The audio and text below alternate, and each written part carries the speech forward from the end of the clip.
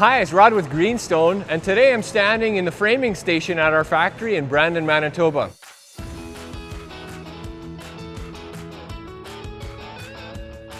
Behind me, we have a red seal carpenter that's reviewing the shop drawings and making sure that there's steel studs in all the locations that are required, and confirming that all the point loads in the assembly are being picked up and that no mistakes have been made in the drawing process. From there, the drawings are used to mark out framing channels, which are passed over to the framing tables, where the framers will assemble each set of steel frames according to the engineered shop drawings. 2 steel frames are created for each panel, and they're mirroring each other. In this process, a lot of care is taken to ensure that dimensions are accurate, frames are square, plumb, level, and flush.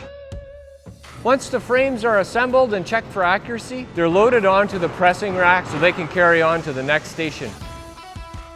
If you want more information on how ice panels are made, head on over to gsbp.ca.